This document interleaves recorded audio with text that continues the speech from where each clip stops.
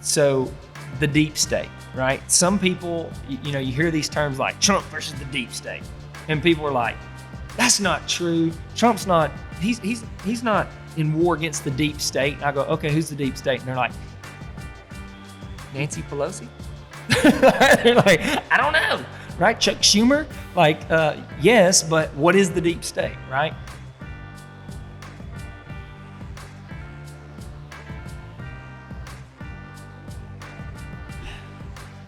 All right, so we are, what's the date today? We're a month away from the election. That's crazy. Yeah. A month away. And I think there's people out there that would say, how can a Christian that loves people vote for Donald J. Trump? How on earth could you go into the voting booth? How could they not? How could you go into the voting booth? Obviously, you can tell we're pulling some punches in this video. We have decided that it's time just to speak truth in love, but to be true with our words and to hold nothing back, because it is of vital importance to do so. So we pray that you will continue on with us, that you will not tune out too quickly, but continue to listen until the end, because our hearts are definitely to bring dark things that have been in the dark into the light, right? We want to expose things with the light. God tells us to do that. He tells us that dark deeds in the dark need to be drug into the light so that people can see the truth. And that is our heart. Our heart is to do those things. So cut me off at any time in which you would like to insert. Well, and then just along with that, we care about people, and we feel like, from our perspective, that, of course, these same people will probably say the same thing about us, but we consider a lot of people, even, many well-meaning people, even people with all kinds of political affiliations, but there's just a lot of deception out there, and that's what you're saying. It's there's darkness that shrouds and conceals, and that's the thing. It's sneaky. A deceiver will lie. So if the tactics here are intended to deceive people, then it's crafty effort. So, you've got to work at it to peel back the layers of information. Yeah, finding truth is not easy. Right. I mean, it's difficult to be able to find the truth in things. And the person who wants to lie and get away with it or mislead you with the lie is going to tell you a lie very close to the truth. If you tell a bold-faced, outright lie, and don't try to make it look any prettier, then people will know you're lying. Yeah. So we care about people who probably, mean well, but yet, we just think that they're very much deceived. I mean, very deceived. Some are delusional at the level of deceit. And something I'll say that I think Dustin would agree with me on is that one major difference he said, the same people might tell you that we're deceived. One major difference is I'm going to tell you, after watching what we have to say over these next few videos, I would encourage you to go back and listen to them again. I'm not going to tell you to stop listening to those who would say that we're deceived. I'm going to tell you to take what we say and ask, is what we're saying more aligned with reality in the things that you see, or is what they're saying more aligned with reality in the things that you see? And that's a difference, right? Because what they say is just don't listen to them. Just tune them out. Just hit the stop button, right? I mean, that's a trigger warning. Stop that before it hurts you, or or to go even further and to censor those voices. Yes. Big question. Big Absolutely. Single point to look at. Who is doing the censoring? What points of view are being censored? Yes. Why is that? If it's if it's absurd, if it's Right, yeah. ridiculous, if it's not even worth paying attention to, Sure. then why censor it? Because it's so dangerous. Well, the truth is dangerous to those Right. who profit off a lie. Absolutely. So let's start here. Let's start with this idea, because I think the first thing you're going to hear is someone on the other end of this channel, because you hear it all the time. You see this word floated throughout the internet. It's a word called conspiracy theory, right? It's this word that is like, it's tainted, or it's like, don't click on this, or don't look into this, because that's a conspiracy theory, right? And so there's a lot of evidence out there and a lot of weight behind the idea that the word conspiracy theory was created by the CIA in the 1960s. Do we know if that's true or not? No, we don't know for a fact that that's true, but there's a lot of evidence behind that idea. But let's say it's not true. My question is still, who did create that word, and what is its use, right? Like, what is its use as a term? And how, I don't even think it's a healthy term, right? Because the reason I don't think it's a healthy term is because it immediately tells you to stay away from something, right? And I don't think you should stay away from anything when it comes to seeking out the truth. I think everything is up for investigation. And what you see is a lot of these things that are labeled conspiracy theories are things that they don't necessarily want you to look into to begin with. And for me, more information is better, right? It's always better to have more information. It's always better to broaden your scope, not to limit your scope and say, well, you just need to leave that out, right? That's not even worth your time. Well, most of the time when people are telling me something's not worth my time, I'm like, I want to go look at that, right? Like, there's a reason why somebody's telling me that's not worth my time, typically speak, right? Especially somebody that's not like my father. If my father, who I have a history with and I know loves me and has always loved me, tells me something's not worth my time, I probably won't pay attention to it. Right. But these people that I don't know. Consider the motives of the person telling you that. Yeah. And what interests they have and That's right. your choice. That's right. So anything you want to say about that word? Well, words are words, and words have meanings initially. Yeah. But then words can take on extra meaning and extra weight to them and extra weight in our minds. And they powerful. they cloud our ability. So what the connotations that the term conspiracy theory has taken on through the decades, and what you're asserting is that that has been created and intended to create the effect that you're saying. Because otherwise, if you just evaluate the word conspiracy or to conspire, simply means that people come together, more than one person comes together to carry out some sort of plan. Yeah. They are working together. Maybe it, means some level of secrecy or something, but not necessarily. You're just working together. But certainly it has come to mean like some secretive plan that is being hatched and carried out behind the scenes for a secretive agenda. Mm-hmm. Still, if that's the case, is that really that we're asserting conspiracy theories all the time, and then we investigate them toward the people who we don't like and don't think that we think that they're up to no good. That's all we've heard for the last 4 years. High is schoolers conspiracy theory about Trump, one after another, that are absurd. There's no proof for them, but yet people are still believing them. So, but before we, get there, but it's just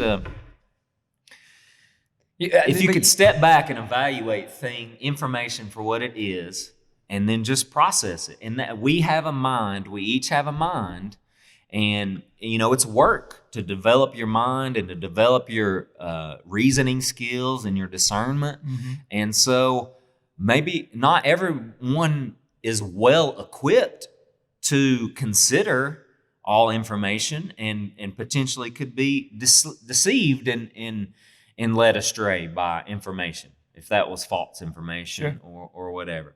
But it does require us to use our minds and our intellectual abilities to think, to discern truth. But we have that capability, human beings, and we don't need, the daddy of the media protecting us and shielding us from the dangerous conspiracy theories, especially when we find out likely they're the ones perpetuating the real conspiracy theories. And I think too, one of the greatest assets that you can have is to be critical of your own ideas. Right, is to be critical of your own ideas. So this is a way you can protect yourself, right? Like you were saying, maybe you're not as well equipped as some others are to consume information, to hold information or collect information and retain it. But everyone can be critical of their own ideas. And for me, that has been my greatest asset, is I've always been very critical of my own ideas as I've investigated things, right? I'm critical of my starting point. We say this all the time, right? What is your starting point? Your starting point will determine everything downstream. If you have a starting point which is in error, you will never end up in the right place, ever. So being critical of your starting point and then being critical along the way. Now, the reason we don't like that is because, like you're saying, that takes work and time, right? It takes work and time to be critical of your starting point and every step of the way to make sure that you arrive at truth. But it's worth your time. It's worth your time because God forbid you wake up one day and realize that you've landed somewhere that is totally untrue and has no basis in reality, and you're wasting your life. Or you find yourself on the side of darkness, right? On the side of the enemy. And so I think, we're not getting into this today, but I think one of the ways in which the deep state or whatever, we're getting there, right? We're going to put some definitions to that word, has used entertainment is for just that. And I don't think this is the first time in history. I think you can go back to the Roman Empire as well. You had the games, right, which they kept the people occupied with while people in power were doing things behind the scenes, and they were giving them games and festivals and all that. You see that today, right? We have a lot of entertainment.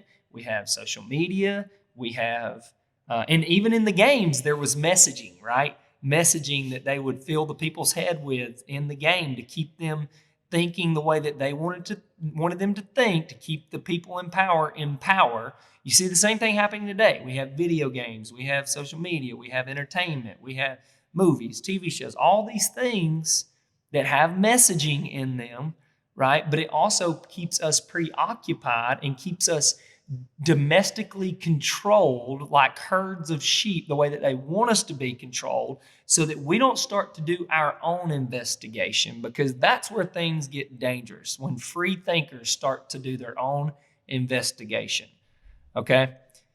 So the deep state, right? Some people, you hear these terms like Trump versus the deep state, and people are like, that's not true. Trump's not, he's not in war against the deep state. And I go, okay, who's the deep state? And they're like, Nancy Pelosi?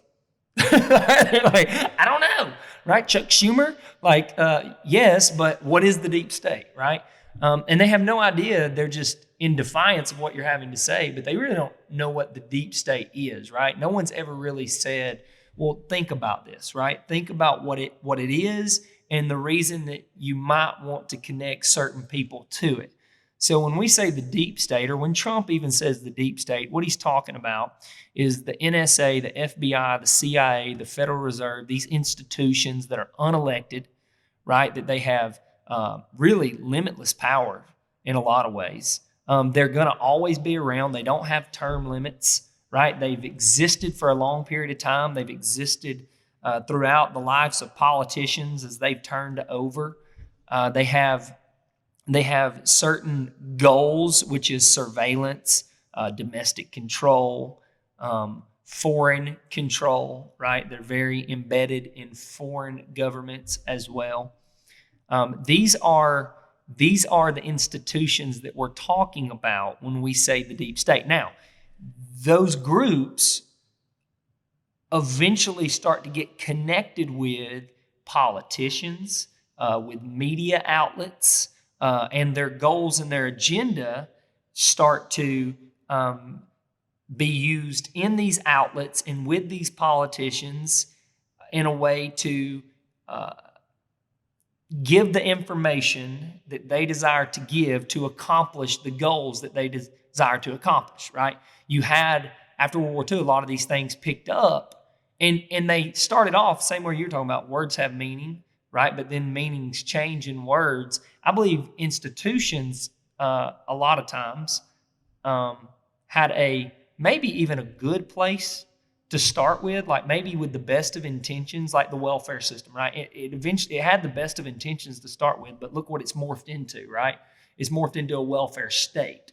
Same thing with these institutions. I think they probably, in some ways, at least some people behind them had good intentions with them, but they were intended to function in times of unrest, right? So that we could spy on certain foreign governments and protect ourselves. But when times became more restful, they were intended to kind of, go away a little bit. But that's not what we've saw, right? We've saw they just continued to rise. And now we're at a very high water level with these organizations, and they have a lot of control. And the NSA, like for instance, the NSA, their sole purpose is to spy on Americans, right? It's to spy. And they've started to spy simply upon Americans. They have enough information. They can collect every text message that you send. They can collect every website that you go to. They can collect every record that you have, and they can store it away on a server because they have that potential. They have that potential.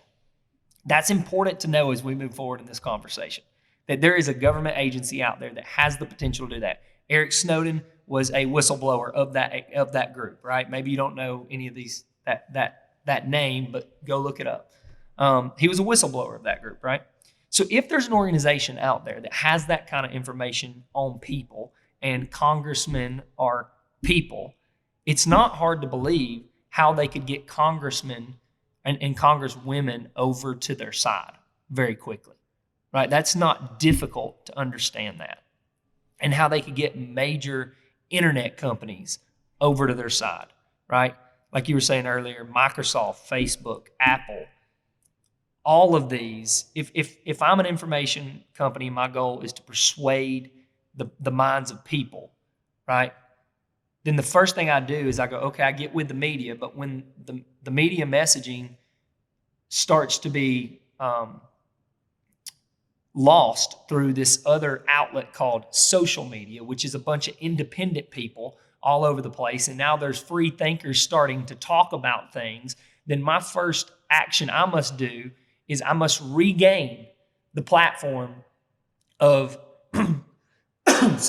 of communication, right? I have to go take that back, because my biggest threat now are these independent free thinkers putting information out there that people can go and read for themselves and start to create their own opinions. We don't like people creating their own opinions with information, right? We like to control that. So once they got in with these major media outlets, and then social media comes on the rise, they're like, well, we better take that over really quickly or we're going to be in a lot of trouble, right? And so it's not hard to see how this stuff happens. You don't have to have this great imagination to see how what we're talking about is not a conspiracy theory. It's very easy to see how this could happen.